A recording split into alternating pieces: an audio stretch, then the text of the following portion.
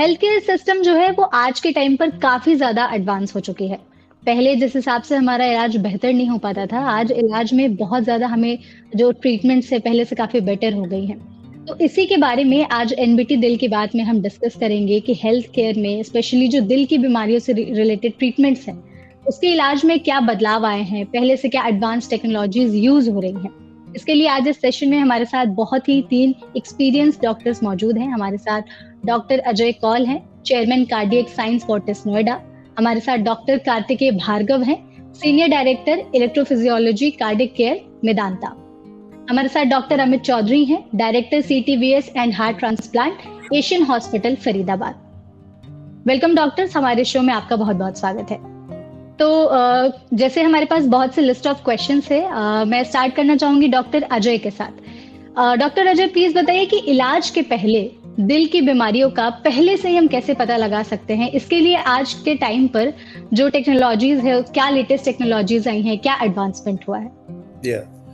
ये एक बहुत रेलेवेंट क्वेश्चन है बिकॉज हार्ट की बीमारियां कुछ ऐसी चीज़ें हैं जिनसे अगर अर्ली डिटेक्शन हो जाए तो believe me 60% of the diseases are preventable and curable, और आपको सर्जरी वगैरह की ज़रूरत नहीं है, एंजियोप्लास्टी की ज़रूरत नहीं है, बाकी चीज़ों की ज़रूरत नहीं पड़ती है, और इसलिए अर्ली डायग्नोसिस बहुत ज़रूरी है।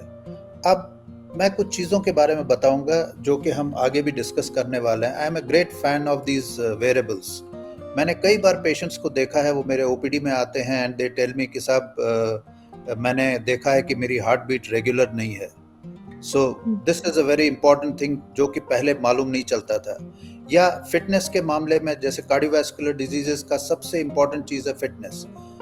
अब people are crazy, they walk 10,000 steps every day and that's very important, so health care बहुत अच्छा हो गया है। Not only that, जैसे हार्ट सर्जरी के बाद पेशेंट्स घर जाते हैं, और अर्ली डायग्नोसिस की अगर मैं बात बताऊं तो most of the times ECG लेके आते हैं कि सब हमारा हार्ट रेट इरेगुलर हो गया। You know these variables are very very important. The second thing is जितने भी ये डायग्नोस्टिक प्रोसीजर्स हैं, जैसे ECG है, simple ECG which has been there for ages now, but these days it is linked। Doctor साहब आपको अभी बताएंगे, हमारे इलेक्ट्रोफिजियोलॉजिस्ट जो हमारे साथ हैं, that ECG कैन बी, जैसे किसी साइट पे आप गए, कहीं से पेशेंट को ECG आपने देखा, it can be transmitted to the hospital. Now these are all these. Next is 2D echocardiography has advanced, CT scan, MRIs are very advanced, and all this has been coupled with artificial intelligence, जिसमें के a huge data has been put. I work in certain, go to some hospitals in Middle East where I was amazed that patient का पूरा data रहता है उनके data bank में। आपको सिर्फ patient का एक echocardiography करना है और उधर से once you click his name, सारी चीज़ें वापस आ जाती हैं कि इस पेशेंट को पास्ट में ये प्रॉब्लम थी और ऐसा करके डिजीज था। So you know diagnostics have changed, and the last thing would be there are some spot test. जैसे पहले हमको ब्लड के इन्वेस्टिगेशंस करने थे, आजकल क्या होता है, ड्राई टेस्ट होते हैं। This is real advancement. हम इमरजेंसी में जाते हैं, एक ड्रॉप आई किया, हमको मालूम चल जाता है इसको हार्ट अटैक तो नहीं है। Not only that, there are some pro BNPs जिससे हमें पता चलता है पेशेंट को हार्ट फेलियर तो नहीं है। So these 3 things, variables, spot test जो इनसे होते हैं, and advancement and coupling artificial intelligence to our CT scan, ECG, echocardiography and others is a real advancement, और इससे early diagnosis has become very very easy for the doctors। Doctors को बहुत easy हो जाता है पेशेंट के बारे में मालूम करना। फिर इलेक्ट्रॉनिक मेडिकल रिकॉर्ड से हमको मालूम चलता है पेशेंट की history. So this is very important. Thank you doctor Ajay, आपने इसको काफी अच्छे से ब्रीफ किया और डॉक्टर के लिए कितना इजी हो चुका है आज के टाइम पर इतनी लेटेस्ट जो एडवांस टेक्नोलॉजीज आई हैं उसके बावजूद। तो थैंक यू इसके बारे में एक्सप्लेन करने के लिए। मेरा अगला सवाल डॉक्टर अमित आपसे होगा कि दिल की बीमारियों के इलाज के लिए क्या लेटेस्ट जो टेक्नोलॉजीज आई हैं, क्या प्रोसीजर आए हैं, साथ में आप प्लीज मिनिमल इन्वेजिव मेथड के बारे में भी बताइए। जी देखिए, जैसे मेडिकल साइंस एडवांस हो रही है, उसी तरीके से कार्डियोलॉजी, कार्डियक सर्जरी भी gradually day by day we are getting new technologies, नई तकनीकें रोज डेवलप हो रही हैं।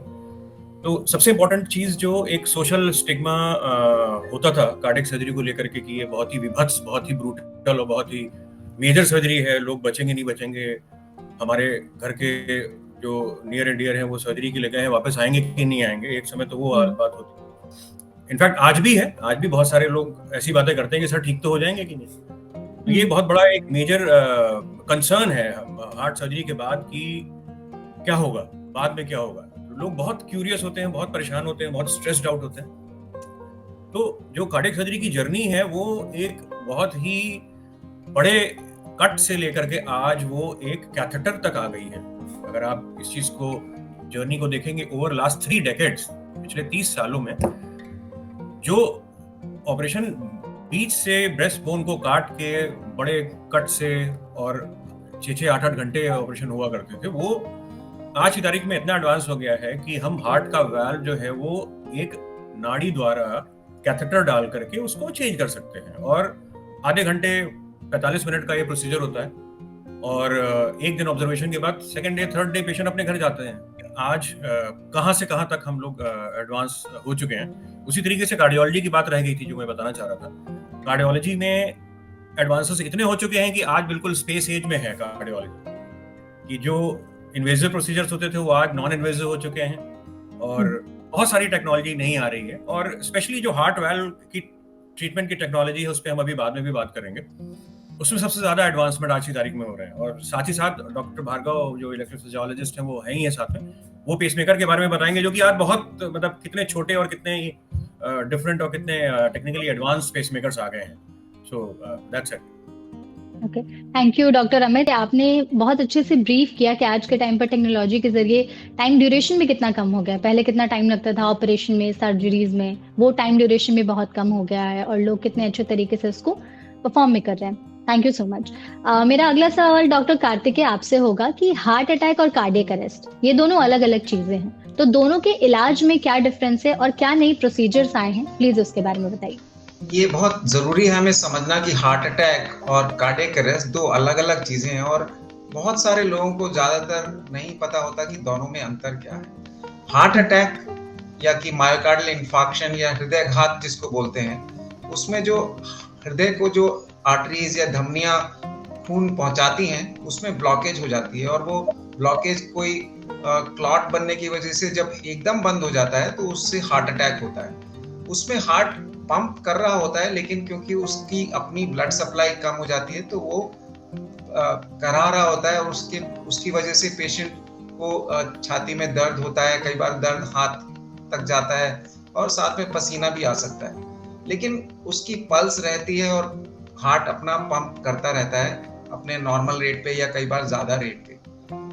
लेकिन जो कार्डियक अरेस्ट है उसमें वो एक सिचुएशन ऐसी हो जाती है कि हार्ट सडनली एकदम पंप करना बंद कर देता है, और उसका सबसे महत्वपूर्ण कारण ये है कि हार्ट की जो गति है वो बिल्कुल लय से निकल जाती है, और यूजुअली जिसको हम वेंट्रिकुलर अरिथमियास कहते हैं, हार्ट के नीचे वाले चेम्बर्स बहुत तेजी से धड़कने लगते हैं, लेकिन उससे वो हार्ट पंप नहीं कर पाता है। और जब हार्ट पंप नहीं करता है तो किसी भी बॉडी के ऑर्गन को ब्लड नहीं मिलता है, खून नहीं मिलता है, और जब ब्रेन को ब्लड नहीं मिलता है तो आदमी बेहोश हो जाता है। और अगर थोड़ी देर में अगर इसका उपचार ना किया जाए, एकदम से एक्शन ना लिया जाए, तो उसकी वजह से डेथ हो जाती है, जिसको हम सडन कार्डियक अरेस्ट बोलते हैं। तो आपने बहुत बार सुना होगा कि कोई व्यक्ति बिल्कुल ठीक था एक मोमेंट पहले और सडनली गिरा और उसकी मृत्यु हो गई, और खबर में ये आ जाता है कि हार्ट अटैक से फला एंड फला व्यक्ति की मृत्यु हो गई, जो कि गलत है, क्योंकि वो कारण उसकी मृत्यु का सडन कार्डियक अरेस्ट है। लेकिन ये भी समझना जरूरी है कि सडन कार्डियक अरेस्ट का एक कारण हार्ट अटैक भी हो सकता है, तो इसलिए दोनों इंटरलिंक्ड हैं लेकिन अलग अलग चीजें हैं। और सडन कार्डियक अरेस्ट के बारे में हमें जानना बहुत जरूरी है, क्योंकि उसमें डॉक्टरों से पहले जो भी उस चीज को विटनेस करता है, ले पर्सन्स जो देखता है कि कोई व्यक्ति सडनली कोलैप्स कर गया है, उसको एक्शन लेना जरूरी है। और एक्शन किस तरह से लेना है, उसको कार्डियोपल्मोनरी रिससिटेशन करना है। पहले तो उसको पता लगाना है कि उस व्यक्ति को कार्डियक अरेस्ट हुआ है, कि अगर वो सांस नहीं ले रहा है और बिल्कुल भी रिस्पॉन्ड नहीं कर रहा है आवाज को या टच को इसका मतलब कि उसको कार्डियक अरेस्ट है और उसको कार्डियक रिससिटेशन करना है, उसको चेस्ट मसाज करनी है, जब तक कि पैरामेडिक्स या डॉक्टर्स अपनी हेल्प लेके नहीं आ जाते। तो कार्डियक अरेस्ट से बचाने में सबसे महत्वपूर्ण कारण ये रहता है कि जो भी सबसे पहले उसको देखता है वो एक्शन ले और कार्डियक मसाज शुरू करे चेस्ट कंप्रेशंस के द्वारा। और ये जानना जरूरी है कि अगर कार्डियक अरेस्ट में 2 या 3 मिनट के अंदर एक्शन नहीं लिया गया तो व्यक्ति की मृत्यु निश्चित है। तो उसको बचाने के लिए कार्डियोपल्मोनरी रिससिटेशन की जरूरत होती है और जो भी वो विटनेस करता है उसी को वो सबसे पहले करना चाहिए।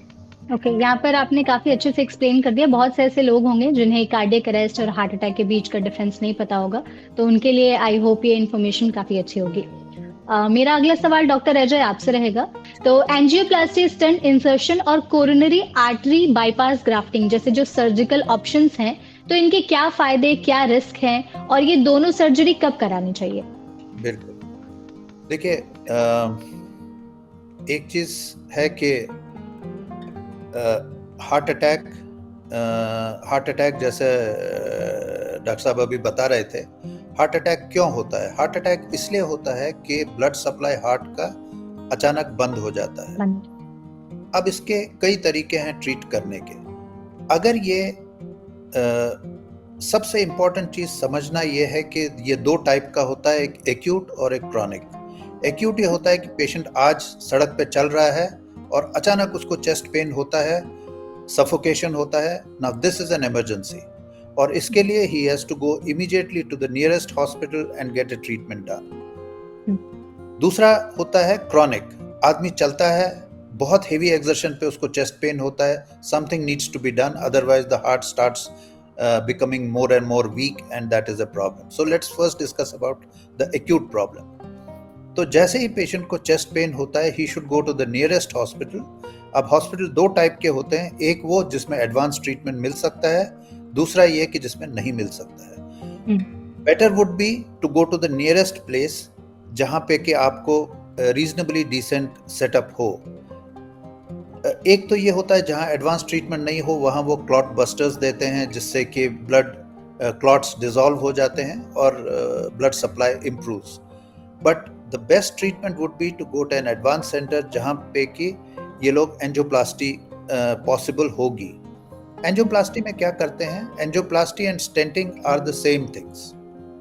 अच्छा, कॉमन लैंग्वेज में उसको बोलते हैं कि छल्ला डाल दिया, कुछ मेटल का ट्यूब डाल दिया, ये सब एंजियोप्लास्टी होता है। Angioplasty within 6 hours to 12 hours अगर हो जाती है, ए पर्सन उसके अपने हार्ट पूरा रिकवर हो सकता है, बिल्कुल नॉर्मल हो सकता है। तो ये क्योंकि सडन क्लॉट बन जाता है, आप इस क्लॉट को निकाल दीजिए, उसको एंजियोप्लास्टी कर दीजिए, बलून से डायलेट कर दीजिए और ब्लड सप्लाई चालू कर दीजिए, तो हार्ट बिल्कुल नॉर्मल हो जाएगा और पेशेंट नॉर्मल अपने घर जा सकता है। और ये मुश्किल से 1-2 दिन के अंदर पेशेंट डिस्चार्ज हो सकता है। दूसरा ये रहता है कि अगर पेशेंट्स बहुत मान लीजिए मैसिव हार्ट अटैक आया है, तो इनको फिर स्टेबलाइज करना पड़ता है। इनको हम देखते हैं कि क्या करना है। कुछ पेशेंट्स को बलून पंप पे हो, कुछ सर्कुलेटरी सपोर्ट सिस्टम पे जाते हैं। तो हार्ट अटैक भी 2 टाइप के होते हैं जो एक्यूट हार्ट अटैक है। एक है which can be managed, the other one is जिसमें कि आपको मेजर प्रोसीजर्स करने पड़ते हैं। नाउ वी कम टू, इसमें सर्जरी का कोई खास रोल नहीं रहता है। सर्जरी का रोल किसमें होता है? जो कि सिंपल एंजियोप्लास्टी से मैनेज नहीं हो सकते हैं। अगर मैसिव हार्ट अटैक आया है, इतना हार्ट अटैक आया है कि उसके हार्ट में होल बन गया है या उसकी वाल्व उखड़ गया है ना, ये जो चीजें होती हैं, जैसे मैंने आपको बताया 2 टाइप्स हैं। एक सिंपल हार्ट अटैक जिसको क्लॉट बना है, आप उसको निकाल दीजिए, पेशेंट ठीक हो गया, ये एंजियोप्लास्टी के केसेस हैं। एक्यूट स्टेज में सर्जरी तब होती है जब मैसिव हार्ट अटैक आया है और एंजियोप्लास्टी से सॉल्व नहीं हो सकता है, तो आपको आईबीपी डालना पड़ेगा, कभी कभी एक्मो डालना पड़ता है, कभी कुछ डालना पड़ता है, तो ये सब चीजें होती हैं। Now next we come to the chronic stable angina. इसमें क्या होता है कि पेशेंट स्टेबल है बट वो थोड़ा सा भी सीढ़ी चढ़ता है तो उसको सांस फूलती है, वो अगर थोड़ी सी भी एक्सर्शन करता है उसको सांस फूलती है। दूसरा, अगर वो इमीडिएटली अभी जैसे खाना खाया है और उसके बाद वो थोड़ा चलने लग जाए तो ही कैन नॉट वॉक, क्योंकि उसको सफोकेशन हो रहा है, उसको, that is because his heart is not getting blood supply when he walks or when he does some exertion. Baseline जब वो रेस्ट कर रहा है कोई प्रॉब्लम नहीं है, but the moment he walks, तो ये एक साइन है कि if you don't get treated, gradually your heart will get damaged. तो इनको हम एंजियोग्राफी के लिए रूटीन एंजियोग्राफी करते हैं. अगर ब्लॉक्स एक आधा छोटे मोटे ब्लॉक्स हों, angioplasty is a wonderful procedure. उसमें आपने आज किया, अंदर करते ही हैं एंजियोप्लास्टी में, ब्लॉक को पहले बलून से खोलते हैं और फिर एक मेटल ट्यूब अंदर डाल देते हैं विच इज अ स्टेंट, और उससे क्या होता है वो आर्टरी खुली रह जाती है. नहीं तो अगर आपने इसे बलून करके छोड़ दिया, कभी कभी वो कोलैप्स हो जाती है, तो स्टेंट डालने से वो ओपन रहती है. और ये एक बहुत अच्छा प्रोसीजर है, मेजर सर्जरी नहीं करना पड़ता है, कुछ भी करना नहीं पड़ता है. आप सीधा एंजियोप्लास्टी किया और पेशेंट 24-48 आवर्स में घर चला गया. मगर अगर पेशेंट को मल्टीपल ब्लॉक्स हैं, 5, 6, 7 ब्लॉक्स हैं, एंजियोप्लास्टी का सबसे बड़ा एडवांटेज क्या है कि आप आज किया, कल पेशेंट घर जा सकता है. एंजियोप्लास्टी का डिसएडवांटेज क्या है? इसके long term results depend upon many things. आप कितना लंबा स्टेंट डाल रहे हैं, डिस्टल रन ऑफ कैसा है, ब्लॉक्स कितने सारे, जैसे आपने अगर 6, 7, 8 स्टेंट डाल दिए तो बिलीव मी 2-4% स्टेंट्स ब्लॉक होते ही हैं, और डायबिटिक पेशेंट्स में और भी ज़्यादा चांसेस हैं स्टेंट्स ब्लॉक होने का. तो डॉक्टर के पास जब आप जाते हैं वो बहुत ध्यान से देखता है कि आपके लिए बेस्ट ट्रीटमेंट क्या होगा. अगर एक डायबिटिक पेशेंट है, उसको मल्टीपल ब्लॉक्स हैं, ये एंजियोप्लास्टी का केस नहीं है. इसमें सर्जरी के रिजल्ट्स अच्छे होते हैं. नाउ सर्जरी के रिजल्ट्स क्यों अच्छे होते हैं? बिकॉज हम उन ब्लॉक्स को छोड़ देते हैं. और आपको मैं लेमैन की लैंग्वेज में अगर बताना चाहूँ तो जैसे मान लीजिए हम दरियागंज या चांदनी चौक जा रहे हैं, इस टाइप की आर्टरीज हैं, टोटली चोक्ड है, केओस है, ट्रैफिक जैम्स हैं. अब एंजियोप्लास्टी वाला क्या करेगा? He will widen the road a little bit, थोड़ा सा कचरा इधर उधर से साफ किया, so that a passage is created. तो ये angioplasty, and you can understand that this works for some time, may not work for a very long time. And if you have a local obstruction, कहीं पे छोटा किसी ने encroachment कर दिया, आप उसको हटा दें, that's the best thing. Surgeon तब पिक्चर में आता है जब ये पूरी सड़क जैम है. अब हम क्या करेंगे? Will put a flyover, will put from one end to other end. और इससे क्या होता है? This flyover takes a long time for construction, so it takes around 7 days, 5 to 7 days for patients recovery. But the long term results are very good, specially in diabetic patients. अब इसमें जैसे doctor Amit आपको बता रहे थे, he does lots of these minimally invasive procedures. ये जो पहले कन्वेंशनल सर्जरी होती थी जिसमें हम यहाँ से खोलते थे, और it was, though the procedure had lot of advantages, long term results बहुत अच्छे होते थे, मगर it was an invasive procedure. अब उसी को मॉडिफाई कर दिया गया है that you make a 1 inch or 2 inch cut on the left side of the chest, do the same bypass operation, give the same benefits to the patient. Long term results are very good, morbidity goes down, blood loss और बाकी चीज़ें काफ़ी कम हो जाती हैं. So this is the real advancement. So this is the difference between angioplasty and bypass surgery. Okay, thank you doctor. आपने बहुत ही आसान भाषा में समझा दिया एंजियोप्लास्टी के बारे में. बहुत ही, आई थिंक जो भी ऑडियंस हमारी देख रही होगी, जो भी कंफ्यूजन होगा उन्हें इस प्रोसीजर को से रिलेटेड, उसके बारे में उन्हें क्लियरेंस मिल गई होगी. अगला सवाल मेरा डॉक्टर अमित आपसे होगा कि हार्ट वॉल्व को ठीक करने या रिप्लेस करने के लिए कौन सी नई सर्जिकल टेक्निक्स डेवलप की गई हैं, प्लीज उसके बारे में बताइए. देखिए, हार्ट वाल्व की जो प्रॉब्लम्स है वो हमारी कंट्री में बहुत ज़्यादा होती है. और एक अगर मैं आपको बताऊं तो रूमेटिक हार्ट डिजीज एक प्रॉब्लम है जो कि बहुत ही एपिडेमिक है हमारे, स्पेशली इन नॉर्दर्न और north eastern part of India. उसमें वाल्व्स जो हैं वो पेशेंट के हार्ट के काफ़ी ख़राब हो जाते हैं, चाहे उनमें लीकेज आ जाए या फिर रुकावट आ जाए, प्रोसेस हो जाए. तो valve, as a matter of fact, valve का क्या काम होता है? कहीं भी वाल्व का काम ये होता है कि जो ब्लड का फ्लो है वो एक डायरेक्शन में होना चाहिए, वापस नहीं आना चाहिए. तो sometimes they are not able to do that. तो ये सिचुएशन जो है वाल्व के एलिमेंट्स कहलाती है. तो इसके ऑपरेशन पारंपरिक जो हुआ करते थे वो नेचुरली, आपको जैसा मैंने पहले बताया, वो पूरा मिड लाइन में कट ब्रेस्ट बोन में लगता था, उसके बाद फिर बाईपास पे जाना और उनको बदलना, और ये काफ़ी लंबी, काफ़ी म्यूटिलेटिंग सर्जरी हुआ करती थी, काफ़ी देर चलती थी और रिकवरी में भी टाइम लगता था. लोग 1-1 महीना जो है वो अपने काम पे नहीं लौट पाते थे. बट धीरे धीरे जैसे एडवांसमेंट हो रहा है तो हम लोग आज मिनिमल इन्वेसिव पे ज्यादा आ गए हैं. तो most of the surgeries we try to do. Sometimes people may not afford, be able to afford it. अगर वो पैसे नहीं है उनके पास तो कभी कभार हमारे कंट्री में obviously it's a real concern, तो हम नहीं कर पाते. बट देन हम कोशिश हमारी यही रहती है कि हर वाल्व की सर्जरी को मिनिमल इन्वेसिव या छोटे कट से कर दिया जाए. तो जो हमारा रिब केज होता है उसमें हम 1-1.5 इंच का कट, जैसे सर ने अभी बताया, वो डिफरेंट वाल्व्स के लिए अलग अलग एरिया डेजिग्नेटेड है. वहां से हम जा करके छोटे से कट से, कई बार एंडोस्कोप भी यूज करके हम इन वाल्व को रिपेयर या रिप्लेस कर सकते हैं. बट ये स्टिल ये सर्जिकल तरीके हैं. सर्जिकल तरीके मतलब एक्सेस चेंज हो जाता है. वो एक्सेस मिडलाइन बड़ा कट नहीं रहेगा तो छोटा कट हो जाएगा, बट सर्जरी तब भी है. वो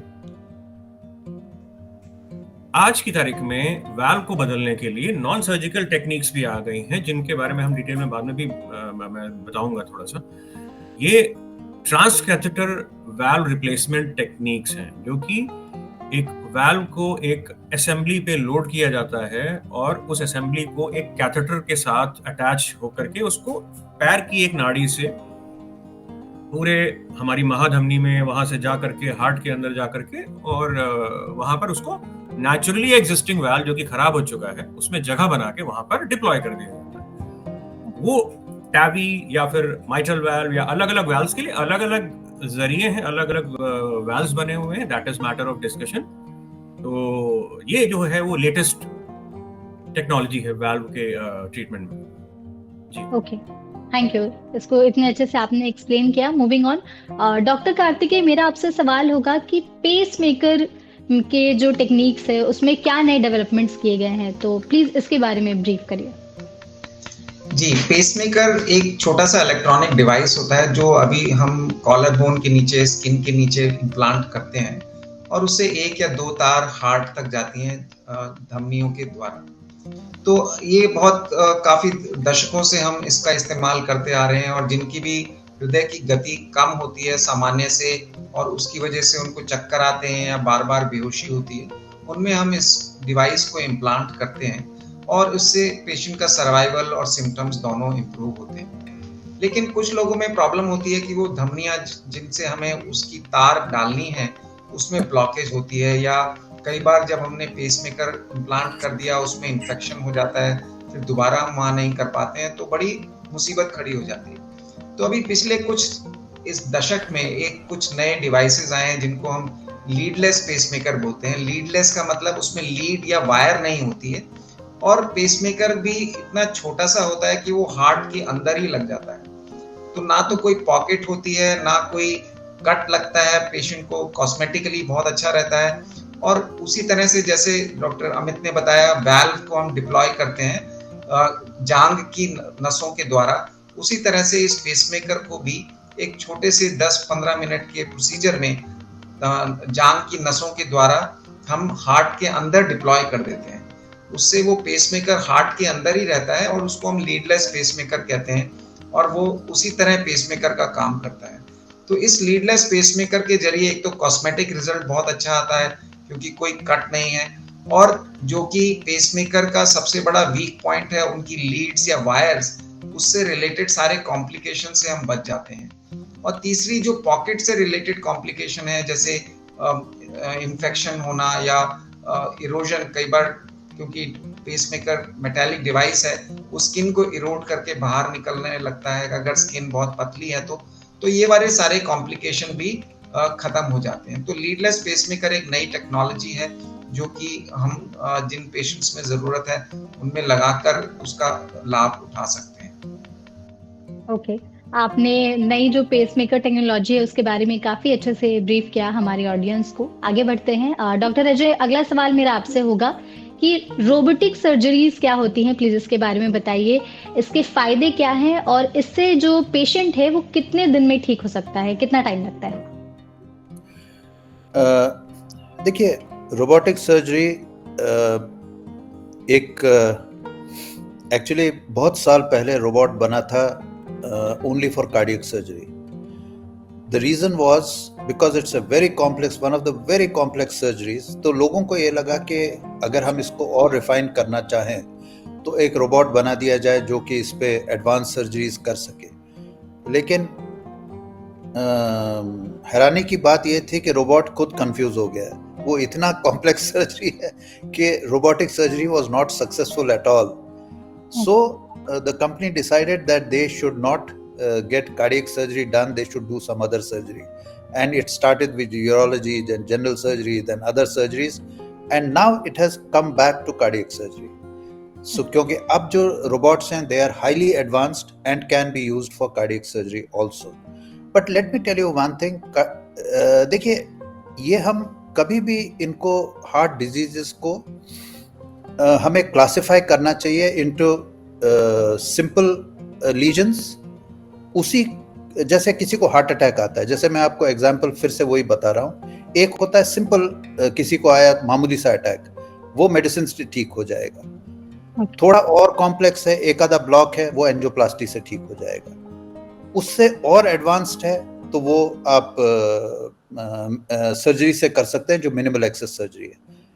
अब सर्जरी 3 टाइप की है, एक मिडलाइन सर्जरी, एक मिनिमल एक्सेस सर्जरी, और उसी को हम रोबोटिक सर्जरी से करते हैं। So bypass surgery is same, bypass जो टेक्निक है that is the same, the procedures are different. So one is conventional bypass surgery, other is what we call as minimal access surgery, and third is robotic surgery. If you ask me, robotic surgery still is not, जैसे cancer surgery में it has done wonders, urology में it has done wonders, but जहां तक cardiac surgery का सवाल है, बहुत सारे सेंटर्स नहीं हैं जो एडवांस प्रोसीजर्स कर रहे हैं। मुझे ये लगता है कि we should go more towards percutaneous procedures are very important, जैसे टैवर हो गया, you know there are lots of devices. अभी TAVR is for aortic valve, but अब माइट्रल भी आ रहा है, ट्राइकस्पिड भी आ रहा है, बाकी lesions, even congenital heart diseases में डिवाइस क्लोजर्स हैं, ASD, VSD। सो मुझे ऐसा लगता है कि जहाँ तक कार्डियक सर्जरी है, उसमें robotic may not be that much of an important thing. It is the trans catheter therapies which will be the future, and which is at the moment also the future of the cardiacs, treating cardiac ailments which are और ऐसा कोई division नहीं है कि ये cardiologist है और ये सर्जन है। अगर एडवांस प्रोसीजर्स हों जिसमें कि एंजियोप्लास्टी, जैसे इवन एओर्टिक वाल्व रिप्लेसमेंट, देखिए आज अमित के पास या मेरे पास अगर कोई पेशेंट आता है फॉर एओर्टिक वाल्व डिजीज, हम उसको ऑप्शंस देते हैं, देखो भाई तुम्हारी एज कम है, you should not go for a trans catheter procedures, आपके लिए बहुत अच्छा है you go for a proper aortic valve replacement. The only difference is that instead of doing midline, we'll do a minimal access thing. So this will be giving you best of both the worlds. अब हमारे पास एक दूसरा patient आता है जो कि 80 years old lady है, can hardly walk, has diabetes, has kidney problems, has COPD. We have another option for them. We'll tell them, okay, we'll do a transcatheter, क्योंकि transcatheter जैसे डॉक्टर अमित ने बताया टैवर, उसमें एनेस्थीसिया देने की जरूरत नहीं है, उसमें किसी चीज की कोई जरूरत नहीं है, पेशेंट लोकल एनेस्थीसिया में होता है और next day we can discharge the patient. So this is the range that we have. So robotic surgery per se ऐसा नहीं है, रोबोटिक सर्जरी यूज होती है, वाल्व रिपेयर्स वगैरह होते हैं, उससे मेमोरी हार्वेस्ट होता है, बाईपास सर्जरी हो सकती है। बट अगर मुझसे पूछें कि पूरी दुनिया में कितने सेंटर्स हैं, पूरी दुनिया में हार्डली 30, 40, 50 सेंटर्स होंगे जहां हो रहा है, बट जिसमें रियल ब्रेक थ्रू है that is trans catheter therapies. Okay, thank you doctor, इसको इतने अच्छे से एक्सप्लेन करने के लिए। मूविंग ऑन, डॉक्टर अमित, मेरा आपसे ये सवाल होगा कि क्या आप हमें प्लीज एंडोवैस्कुलर प्रोसीजर्स के बारे में बता सकते हैं और इसका इलाज कब करवाना चाहिए? देखिए, एंडोवैस्कुलर थेरेपी मैं सबसे पहले तो बताना चाहूँगा है क्या। बेसिकली हमारे शरीर में जो नाड़ियाँ होती हैं, उनमें सबसे बड़ी नाड़ी जो है वो उसको एओर्टा बोला जाता है, जो कि हार्ट से निकलती है और पूरे शरीर में खून को प्रवाहित करती है। तो नॉर्मली हम लोग इसी के संदर्भ में बात अभी करेंगे। तो ये बहुत ही कॉमन प्रॉब्लम है, प्रेवलेंस भी इसका है काफी हमारे ओवरऑल पॉपुलेशन में अक्रॉस द ग्लोब। तो कई बार क्या होता है कि हार्ट जो ये नाड़ी है, ये जिसको एओर्टा बोलते हैं, ये अपने साइज से कई गुना ज्यादा सूज जाती है। उसके कारण कई बार नहीं पता होते हैं, कई बार जेनेटिक होते हैं, किसी किसी की फैमिली में रन कर सकता है। तो उसको एन्यूरिज्म कहते हैं, एन्यूरिज्म या फिर और तरह की प्रॉब्लम्स हो सकती है जिनमें कि कहीं अल्सर वगैरह बन जाते हैं, कहीं पे कट आ जाता है, कहीं पे ये नाड़ी फट जाती है और खून इसमें रिस जाता है जो कि पूरी नाड़ी को फाड़ता हुआ आगे तक बढ़ जाता है, क्योंकि ब्लड जो है बहुत हाई प्रेशर से हमारी नाड़ियों में चलता है। तो अगर छोटा मोटा कट भी आया तो वो एक उसको बोलते हैं डिसेक्शन। तो ये एक बहुत कॉमन नहीं तो एक बहुत ही रेयर भी नहीं है, और एन्यूरिज्म होना और उसमें डिसेक्शन हो जाना ये एक बहुत ही लीथल इवेंट है। और अगर डिसेक्शन बहुत ज्यादा होता है तो वो आपकी ब्रेन की नाड़ियों को ब्लॉक कर सकता है, आपकी दूसरे ऑर्गन्स की नाड़ियों को ब्लॉक कर सकता है, पैर की ब्लड सप्लाई को बंद कर सकता है, और अगर वापस पीछे हार्ट की तरफ गया तो हार्ट की नाड़ियों को ऑब्वियसली वाल्व को भी डैमेज कर सकता है। तो there are constellation of problems it can cause. तो बेसिकली एन्यूरिज्म और डिसेक्शन, एओर्टिक एन्यूरिज्म और डिसेक्शन एक एंटिटी है, एक प्रॉब्लम है, एक बीमारी है जो कि यूजुअली डिटेक्ट कैसे होती है, वो मोस्ट ऑफ द पेशेंट जो होते हैं वो इंसिडेंटली डिटेक्ट होके आते हैं, या फिर बहुत ही एंड स्टेज में जब उनको बहुत ज्यादा प्रॉब्लम होती है तब आते हैं, और उस वक्त उनका ट्रीटमेंट बहुत ही इम्पोर्टेंट हो जाता है। बिकॉज ये सेइंग है, ये हम लोगों के डिपार्टमेंट सर बैठे हैं वो, कि this patient should not be seeing second sunrise. तो इन पेशेंट्स की अगर कॉम्प्लिकेशन होती है तो हॉस्पिटल के अंदर भी मृत्यु दर जो है वो 50% से ज्यादा है। तो आप सोचिए अगर बाहर कहीं गली कूचे में या मतलब कम्युनिटी में कहीं ये होता है तो कितना ऑलमोस्ट 70-80% बढ़ जाता है। तो इसका इलाज पहले जो होता था वो बहुत ही पारंपरिक तरीके से, वो बहुत बड़े कट लगते थे और उस ऑपरेशन को करने के बाद भी 30 से 40% लोग बचते नहीं थे। उसी की ट्रीटमेंट में इतना एडवांसमेंट हुआ है लास्ट 30-35 साल में कि एंडोवैस्कुलर थेरेपी एक इजाद हुई है कि इस नाड़ी को, इस एन्यूरिज्म को और इस डिसेक्शन को, इस प्रॉब्लम को बिना सर्जरी के द्वारा, जैसा कि अभी हम लोग कैथेटर द्वारा डिस्कस कर रहे हैं, उसी के थ्रू एक डिवाइस या फिर एक आर्टिफिशियल एक मैश होता है और वो मेटल का होता है, उसके ऊपर फैब्रिक लगा होता है, उसको अंदर जाकर के वहां पर जो खराब एरिया है उस नाड़ी का उसके अंदर फैला दिया जाता है, खोल दिया जाता है, जिससे कि वो एरिया जहां पर की प्रॉब्लम है वो पूरा सर्कुलेशन से हट जाता है और ब्लड जो है वो इस नाड़ी के द्वारा, नई वाली नाड़ी के द्वारा फ्लो करता है। इसको हम एंडोवैस्कुलर थेरेपी, एंडोवैस्कुलर रिपेयर कहते हैं। तो ये एक बहुत बड़ा ब्रेक थ्रू है इस बीमारी के ट्रीटमेंट में। और आई थिंक आज की तारीख में अगर हम देखें तो शायद 10% ऑपरेशन भी पारंपरिक नहीं किए जाते, मोस्टली ये एंडोवैस्कुलर ही किया जाता है। ओके, तो आई होप जो आपने इन्फॉर्मेशन इतनी अच्छी बताई है ऑडियंस को समझ में आई होगी, और जो आपने प्रोसीजर बताया उसके बारे में भी उन्होंने काफी अच्छे से समझा होगा। Thank you doctor. Moving on, doctor Kartikeya, अगला सवाल मेरा आपसे होगा कि हाल के सालों में हार्ट फेलियर के मैनेजमेंट में कौन से नए इनोवेशंस किए गए हैं, प्लीज उसके बारे में बताइए। पहले तो हमें समझना जरूरी है कि हार्ट फेलियर से मतलब क्या है। अगर किसी ले पर्सन को, किसी को भी हम हार्ट फेलियर बोलते हैं तो वो डर जाता है। तो हार्ट फेलियर एक मेडिकल टर्म है। हार्ट फेलियर का ये मतलब नहीं है कि हार्ट एकदम फेल हो गया और सब कुछ खत्म हो गया।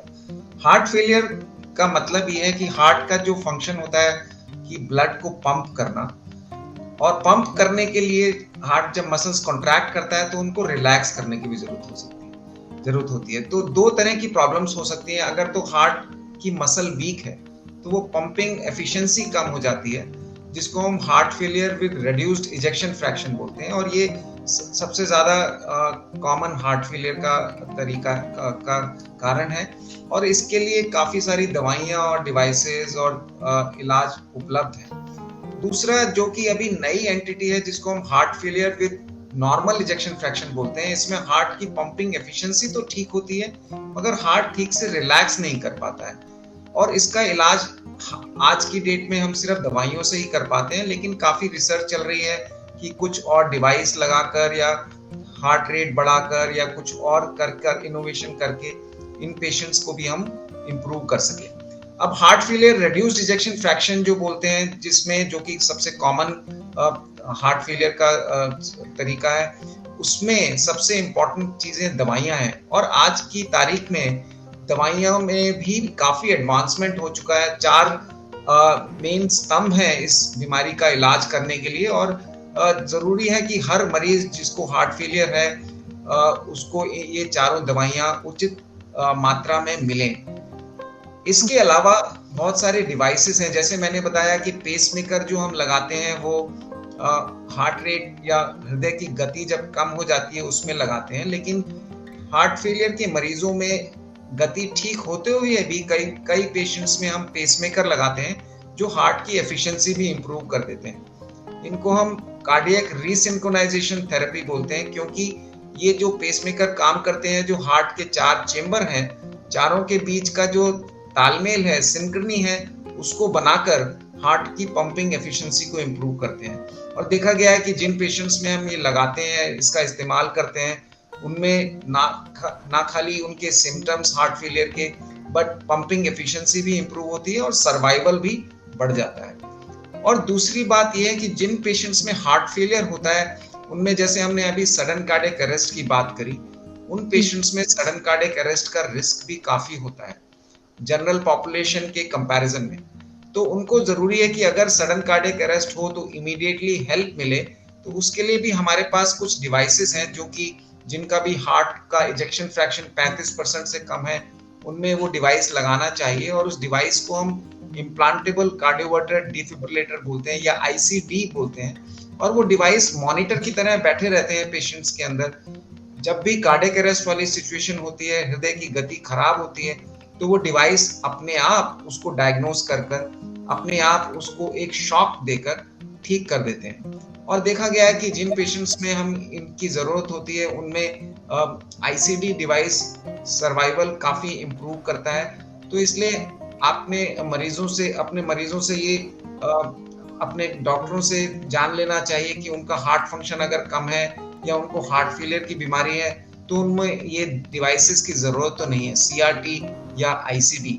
कुछ डिवाइसेस ऐसे भी होते हैं जिनमें ये दोनों के फंक्शन होते हैं, तो इसलिए हम उसको कॉम्बो डिवाइस या CRT-D डिवाइस बोलते हैं। तो ये CRT डिवाइस, ICD डिवाइस या कॉम्बो डिवाइस हार्ट फेलियर के पेशेंट्स में लगाते हैं, और उससे उनका काफी ना खाली सिम्टम्स इंप्रूव होते हैं और सर्वाइवल भी इंप्रूवमेंट होता है। और जिन पेशेंट्स में ये सब चीजें हम इस्तेमाल कर चुके हैं बट फिर भी हार्ट की स्थिति काफी खराब है, उनमें कुछ और डिवाइसेस हैं जो कि सर्जिकल तरीके से लगाए जाते हैं, जिनको SS डिवाइसेस बोलते हैं या ECMO डिवाइस बोलते हैं। और आखिर में जब सारे उपाय खत्म हो चुके होते हैं, तो पेशेंट्स का हार्ट ट्रांसप्लांट या कि हार्ट बदलना पड़ता है, जिसको हार्ट ट्रांसप्लांटेशन सर्जरी बोलते हैं। वो भी आजकल भारत में काफी नंबर्स में उपलब्ध है। तो हार्ट फेलियर की टेक्नोलॉजी काफी एडवांस हो गई है इसके इलाज करने के लिए, और ना खाली दवाइयां, जिनमें भी काफी इंप्रूवमेंट हुआ है, बहुत सारे डिवाइसेस और सर्जिकल मेथड्स हैं जिनसे हम हार्ट फेलियर मरीजों का इस्तेमाल कर सकते हैं। तो ये बहुत जरूरी समझना है कि हार्ट फेलियर का मतलब ये नहीं है कि हार्ट बिल्कुल खत्म हो गया या फेल हो गया। ये एक मेडिकल टर्म है जिसमें पेशेंट्स को सांस फूलने की तकलीफ होती है, या तो हार्ट के पंपिंग एफिशिएंसी कम होने की वजह से, या फिर उसकी ठीक से रिलैक्स नहीं कर पाने की वजह से, और उसके उपचार करने के काफी सारे तरीके हमारे पास उपलब्ध हैं। Okay, thank you doctor. आपने इस कंफ्यूजन को बहुत अच्छे से क्लियर किया कि हार्ट फेलियर को लोग गलत जितना समझते हैं वो उतना है नहीं। तो मूविंग ऑन, डॉक्टर अजय, मेरा अगला सवाल आपसे होगा कि जो लोग दिल की बीमारियों से ठीक हो चुके हैं, तो उनके लिए कार्डियक रिहैबिलिटेशन का जो प्रोसेस है वो कितना फायदेमंद है? देखिए, अनफॉर्चुनेटली हमारी कंट्री में कार्डियक रिहैबिलिटेशन उतना वेल एस्टैब्लिश्ड नहीं है, बट मेरे हिसाब से ये बहुत ही इम्पोर्टेंट चीज़ है। इनफैक्ट ये समझ ली कि जैसे ही पेशेंट घर जाता है, जैसे अभी डॉक्टर कार्तिकेयन ने बोला कि हार्ट फेलियर का पेशेंट इन्होंने डाला, उसको डिवाइस डाला, उसको सबको डिवाइस नहीं डालते हैं, ये मेडिकेशन से इनको ऑप्टिमाइज कर दिया। अब जब ये घर जाते हैं, आपको पता है अगर एक रिहैबिलिटेशन सेंटर होगा जहां इनको बताया जाएगा कि आपको क्या खाना है, कितना पानी पीना है, ये एक बहुत क्रिटिकल बैलेंस में होते हैं।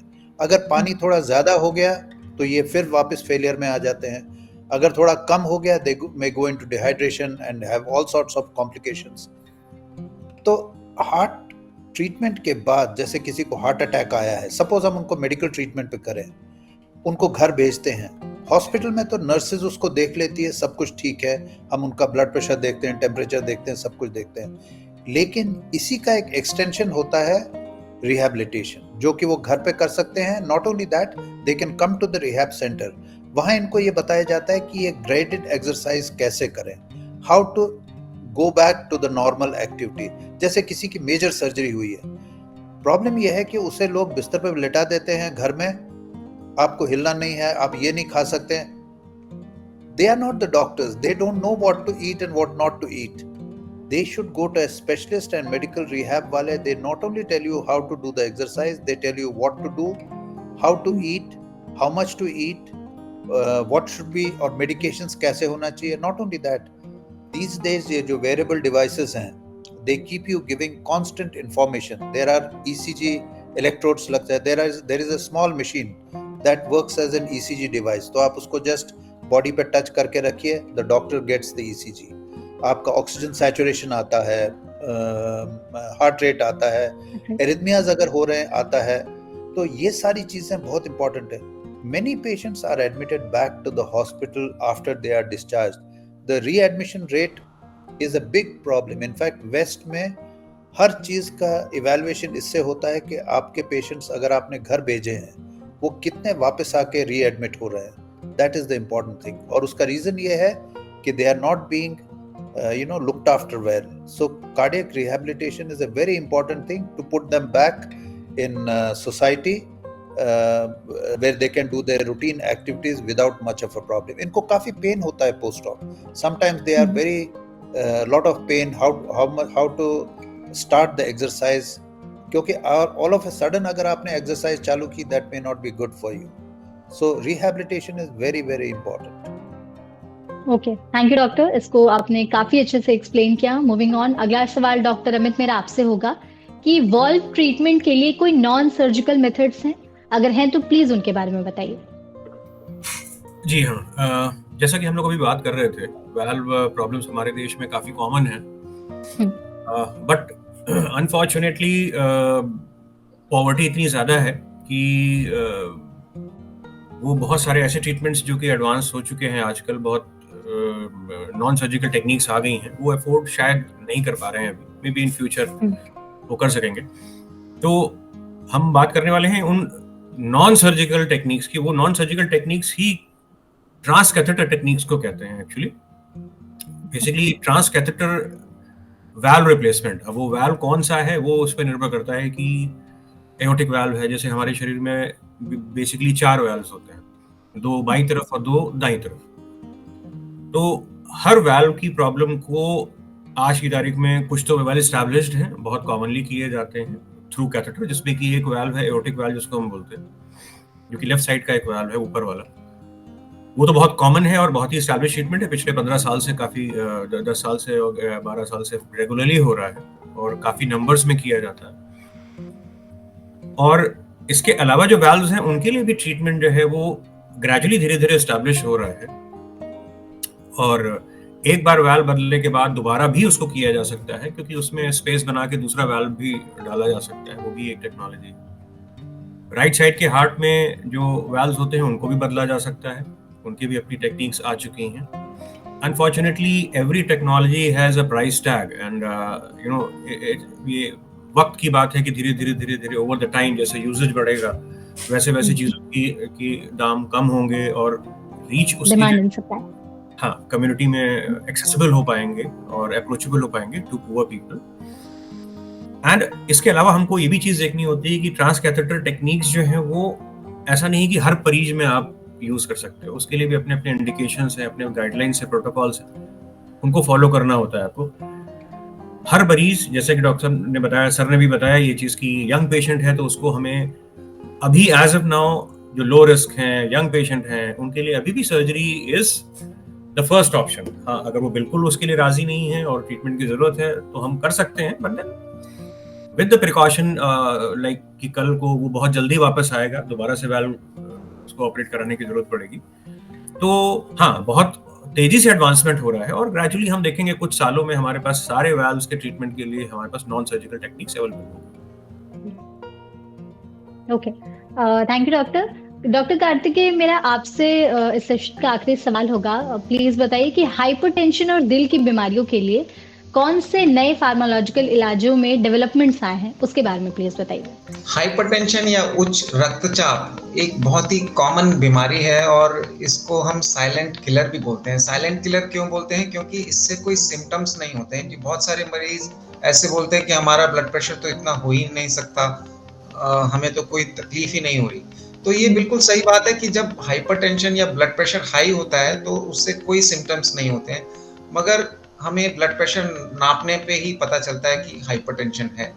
और अगर पता लग गया है कि हाइपरटेंशन है तो बहुत ज़रूरी है कि उसको लाइफस्टाइल मॉडिफिकेशन और अगर ज़रूरत है तो दवाइयों से उसका उपचार किया जाए, क्योंकि हाइपरटेंशन अगर ब्लड प्रेशर ज़्यादा है तो सारे बॉडी के ऑर्गन्स को अफेक्ट करता है और अगर बहुत ज़्यादा है तो वो स्ट्रोक भी कर सकता है, पैरालिसिस कर सकता है, हार्ट अटैक का रिस्क भी बढ़ाता है, हार्ट फेलियर भी कर सकता है और किडनी डैमेज भी कर सकता है, प्लस सारे बॉडी के ऑर्गन्स को वो अफेक्ट करता है। तो उसको इलाज करने के लिए सबसे पहले लाइफस्टाइल मॉडिफिकेशन, जिसमें रेगुलर एक्सरसाइज, नमक की मात्रा कम डाइट में, हेल्दी डाइट, बैलेंस डाइट खाना और रेगुलर एक्सरसाइज करना, 30 से 40 मिनट की एक्सरसाइज रोज करना, ये बहुत ज़रूरी है। उसके अलावा स्मोकिंग और अल्कोहल के इंटेक को बिल्कुल ख़त्म करना, ये भी बहुत ज़रूरी है। और इन सब के बावजूद अगर ब्लड प्रेशर ज़्यादा है तो फिर दवाइयों का इस्तेमाल किया जाता है। आज की तारीख में बहुत सारी दवाइयाँ हमारे पास उपलब्ध हैं जो कि हम ब्लड प्रेशर के मरीजों में उनका ब्लड प्रेशर कंट्रोल करने के लिए दे सकते हैं और जिसमें कुछ कुछ नई दवाइयाँ भी आई हैं। देयर बहुत सारी डिफरेंट क्लासेस की ड्रग्स हैं और हर क्लास में बहुत सारे मॉलिक्यूल्स हैं, जो दवाइयाँ हैं जो हम दे सकते हैं ब्लड प्रेशर को कंट्रोल करने के लिए। और हाल ही में एक नई तकनीक भी आई है जो कि दवाइयों के अलावा एक नॉन फार्माकोलॉजिकल मेथड है जिसको हम रीनल डीनर्वेशन बोलते हैं। यानी कि जो किडनी या गुर्दे की को जो नर्व सप्लाई करती हैं, हम उसको अब्लेट कर देते हैं या उनको जला देते हैं, जिससे कि देखा गया है कि ब्लड प्रेशर, जिन पेशेंट्स का ब्लड प्रेशर बहुत ज़्यादा है, 3 दवाइयों से भी कंट्रोल नहीं हो रहा है या फिर उसकी वजह से उनको बहुत ज़्यादा कॉम्प्लिकेशंस हो रहे हैं या उसका रिस्क है, उनमें इस तकनीक को हम इस्तेमाल कर ब्लड प्रेशर को कंट्रोल कर सकते हैं। और जो रिसेंट डेटा आया है उसमें ये भी देखा गया है कि इस प्रक्रिया से, इस प्रोसेस से काफ़ी पेशेंट्स को फ़ायदा हो सकता है। तो ड्रग्स, लाइफस्टाइल मॉडिफिकेशन और रीनल डीनर्वेशन थेरेपी, ये मेन तरीके हैं ब्लड प्रेशर को ठीक करने के लिए।